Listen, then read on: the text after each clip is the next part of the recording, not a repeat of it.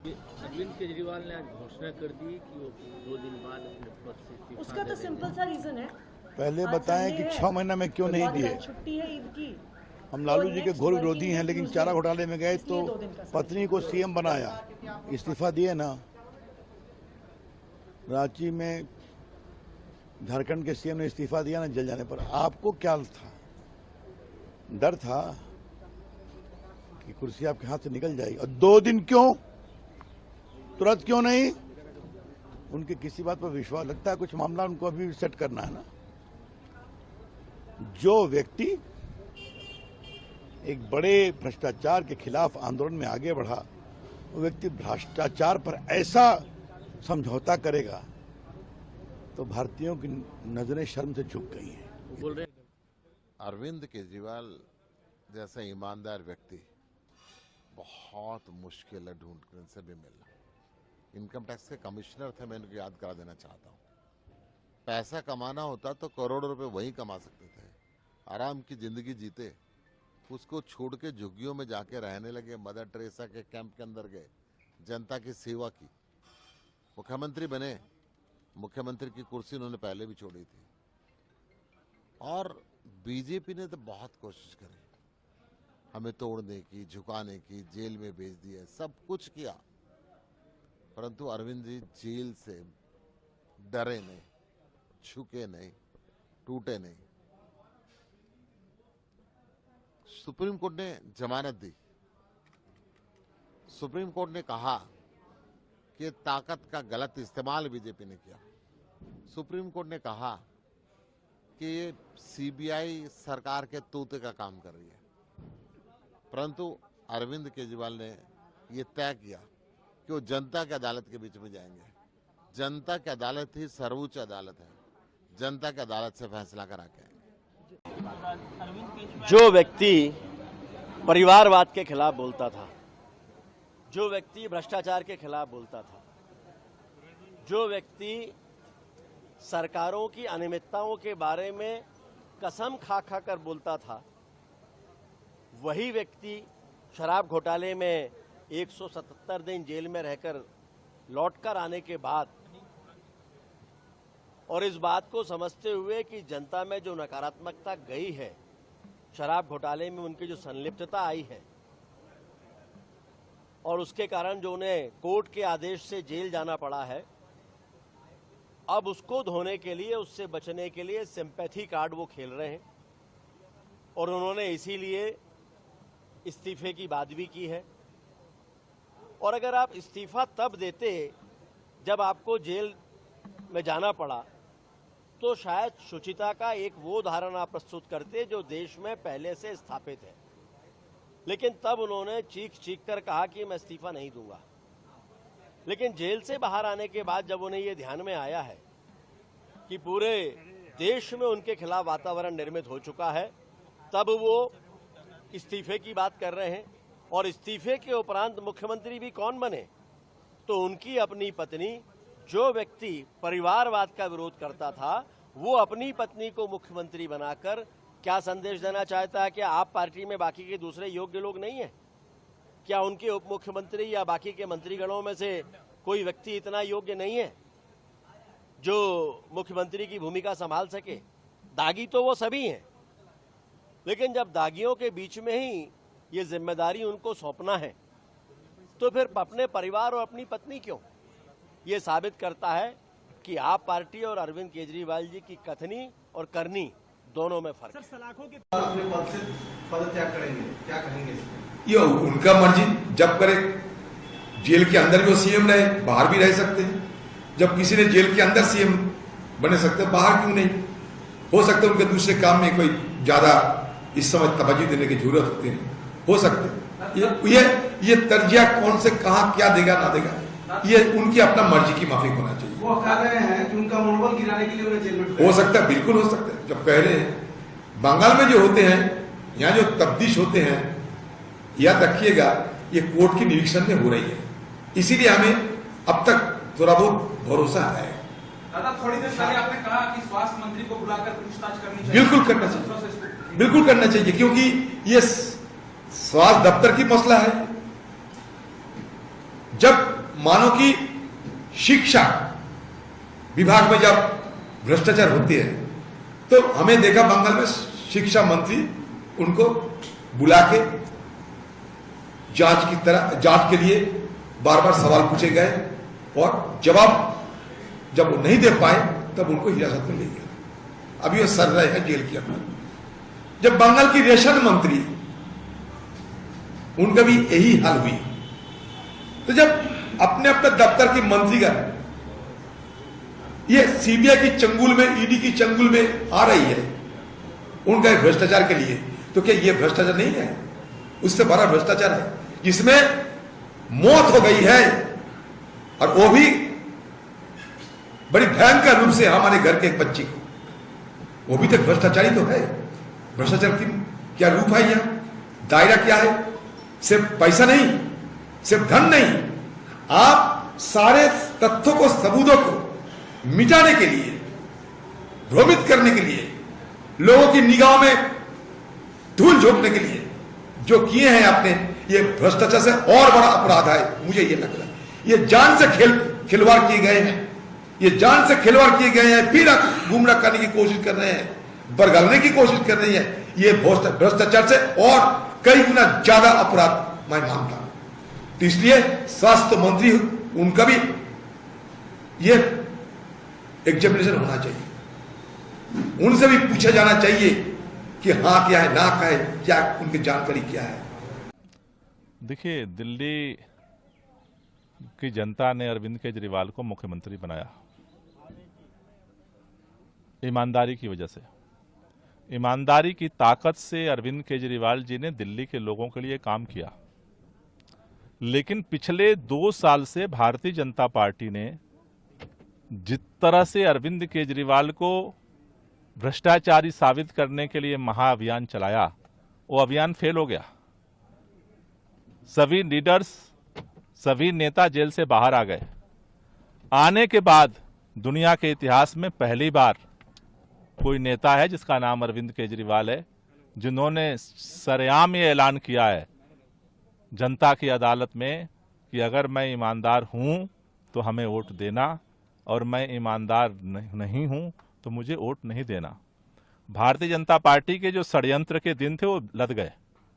जनता की अदालत इस बात का फैसला करेगी और अरविंद केजरीवाल जी ने अपने को जनता के हवाले किया है। जनता ये तय करेगी कि वो ईमानदार हैं या बेईमान है। लेकिन बीजेपी ये भी कह रही कि जनता की अदालत में तो इन आरोपों के बाद एक बार आप जा ही चुके हैं, जब लोकसभा चुनाव में 7-0 एक तरह से रिजल्ट आया और आपकी करारी हार हुई। जनता के बीच में इतना डरे क्यों हैं भाजपा के लोग?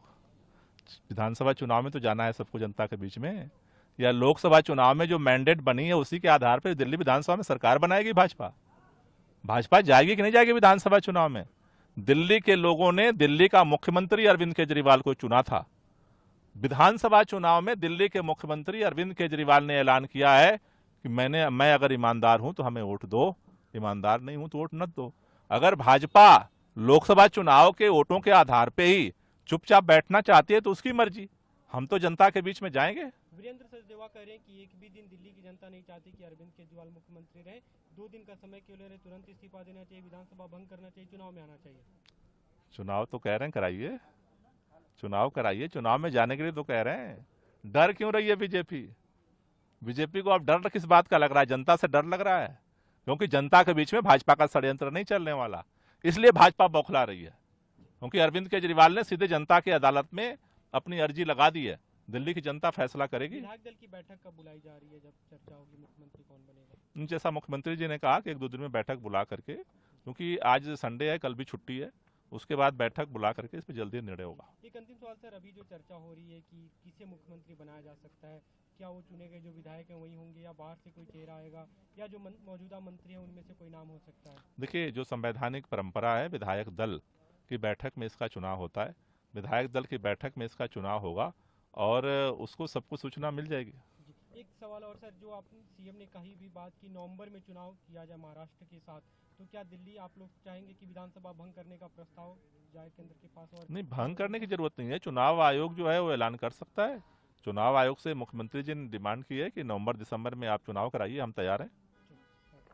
देश की विभिन्न कचहरियां चाहे वो ट्रायल कोर्ट हो, चाहे वो हाई कोर्ट हो, चाहे वो सुप्रीम कोर्ट ऑफ इंडिया हो, इन सब कचहरियों ने अपने अलग अलग डिसीजंस में ये पाया है कि माननीय मुख्यमंत्री अरविंद केजरीवाल जी शराब घोटाले में किंग पिन हैं, और इसी के रहते उनकी इस स्कैम में संलिप्तता देखते हुए honourable supreme court of India ने उन्हें इस योग्य नहीं समझा कि वो सीएम कार्यालय जाए, ना उन्हें इस योग्य समझा कि सीएम पद का निर्वाह करते हुए वो किसी भी फाइल पर हस्ताक्षर कर सकें।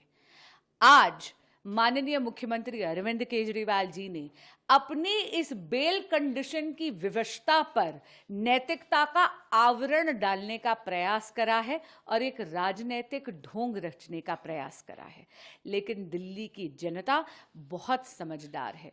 दिल्ली की जनता ये जानती है कि अगर उनको इस्तीफा देना ही था तो उनको 48 घंटे की आवश्यकता क्यों है? क्या उनके राजनीतिक दल में किसी प्रकार का सत्ता के मुंह को लेकर दंगल चल रहा है क्या? दिल्ली की जनता ये जानती है कि सड़क, पानी, बिजली, सुएज और ड्रेनेज, ये पांचों एस्पेक्ट्स ऐसे हैं जो कि केजरीवाल जी के अधिकार क्षेत्र में हैं, दिल्ली सरकार के अधिकार क्षेत्र में हैं। लेकिन एक दशक से केजरीवाल जी यहां पर सत्ता भोग रहे हैं, आम आदमी पार्टी की सरकार है, लेकिन दिल्ली की हालत जर्जर हो रही है क्योंकि केजरीवाल सरकार ने कोई काम नहीं करा है, केवल प्रचार, प्रसार और भ्रष्टाचार करा है। उनकी निष्कर्मता के कारण दिल्ली वालों ने अभी अपना वर्डिक्ट केजरीवाल जी को दिया था। हाल ही के लोकसभा के चुनावों में 7 की 7 सीटों पर कमल खिलाकर केजरीवाल जी का जो कैंपेन था, जेल का जवाब वोट, उसे दिल्ली की जनता ने ही फेल करा था। और इसीलिए मैं आग्रह करना चाहूंगी माननीय मुख्यमंत्री अरविंद केजरीवाल जी को, आपको तो सुप्रीम कोर्ट ऑफ इंडिया का संकेत बहुत पहले समझ लेना चाहिए था। नैतिकता के आधार पर आपको तो इस्तीफा 177 दिन पहले दे देना चाहिए था। कृपया दिल्ली की जनता को अपनी विवशता को नैतिकता का आवरण दिखाकर दिल्ली की जनता को भ्रमित करने का प्रयास ना करें। दिल्ली की जनता बहुत समझदार है। उन्होंने कहा कि जब मैं जेल जाना चाहता था, उनका जो फॉर्मूला था आम आदमी पार्टी को तोड़ना, मैं उनके फॉर्मूले को नाकाम करना चाहता था, इसलिए मैंने इस्तीफा नहीं दिया।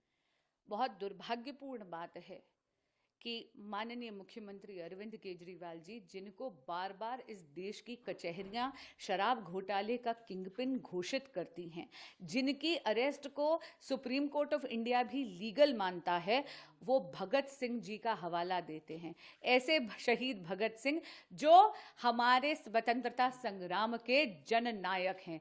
अरे उनकी दुहाई मत दीजिए, उनका नाम मलिन मत कीजिए। केजरीवाल जी, इस देश में एक संवैधानिक क्राइसिस, एक कॉन्स्टिट्यूशनल क्राइसिस, आपकी जिद जो थी कि मैं सरकार जेल से चलाऊंगा, उसके कारण थी। कॉन्स्टिट्यूशनल क्राइसिस पैदा करने वाले खुद स्वतंत्रता बचाने का हवाला कैसे दे सकते हैं?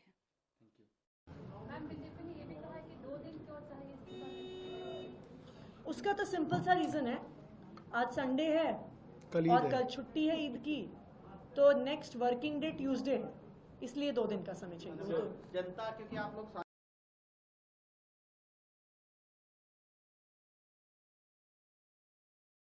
considering global analysis, it could be resolved that we are quite satisfied with the 3 people conditions of the grant of bail.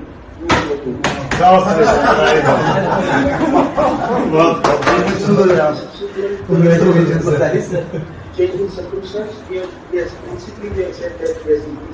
Considering global analysis, it could be resolved that we are quite satisfied with the 3 people conditions of the grant of bail.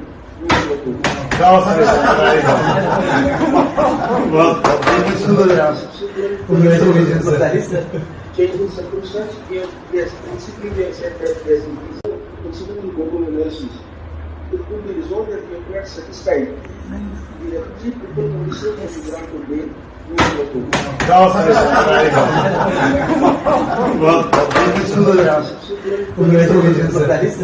Changing circumstances, yes, principally we accept that.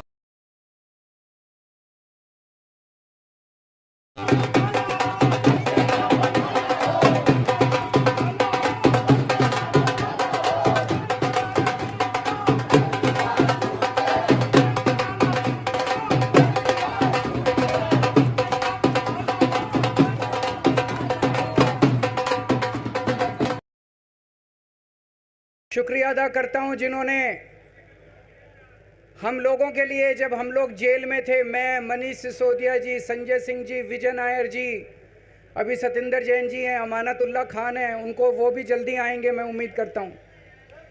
जिन जिन लोगों ने हमारे लिए दुआएं की, मन्नतें मांगी, मंदिर मस्जिद गिरजे गुरुद्वारे गए, उन सब लोगों का मैं तहे दिल से शुक्रिया अदा करता हूं।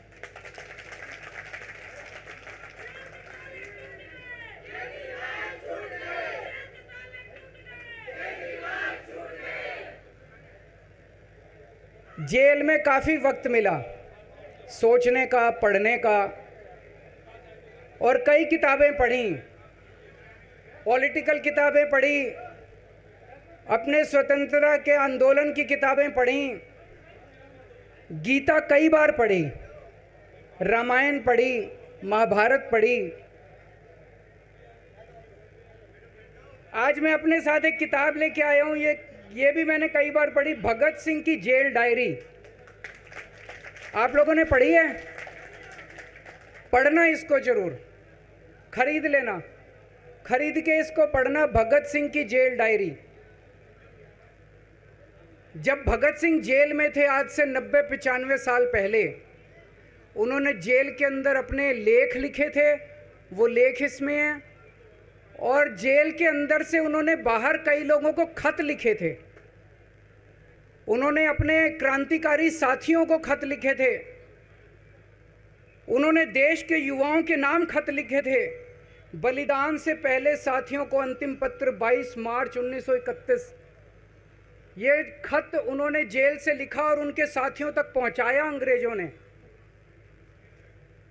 बटुकेश्वर दत्त की बहन प्रोमिला को पत्र, बचपन के दोस्त जयदेव गुप्ता को पत्र, वाइसरॉय को पत्र, ये सारे पत्र अंग्रेजों ने भगत सिंह के पहुंचाए। युवाओं के लिए जो पत्र लिखा, वो पत्र बाकायदा युवाओं के एक सम्मेलन में पढ़ के सुनाया गया। भगत सिंह की शहादत के 95 साल बाद आज़ाद भारत के अंदर एक क्रांतिकारी मुख्यमंत्री जेल गया। मैं अभी जेल गया, मैंने जेल से एक ही पत्र लिखा था एलजी साहब को। 15 अगस्त था, देश का स्वाधीनता दिवस था, देश के आज़ादी के दिवस के ऊपर दिल्ली का मुख्यमंत्री दिल्ली सरकार की तरफ से झंडा फहराता है। मैंने एलजी साहब को 3 दिन पहले चिट्ठी लिखी, 15 अगस्त के 3 दिन पहले, कि एलजी साहब, मैं चूंकि जेल में हूं, मेरी जगह आतिशी जी को झंडा फहराने की इजाज़त दी जाए। कुछ गलत तो नहीं लिखा? वो चिट्ठी मेरी एलजी साहब तक नहीं पहुंचाई गई, मुझे चिट्ठी वापस करी गई और मेरे को ये वार्निंग जारी की गई। ये वार्निंग भी लेके आया हूँ, ज़िंदगी भर साथ रखूँगा ये मेरे को वार्निंग दी गई कि दूसरी बार अगर आपने एलजी साहब को चिट्ठी लिखने की हिम्मत करी तो आपके साथ जो फैमिली मुलाकात होती है हर हफ्ते, वो फैमिली मुलाकात बंद कर दी जाएगी।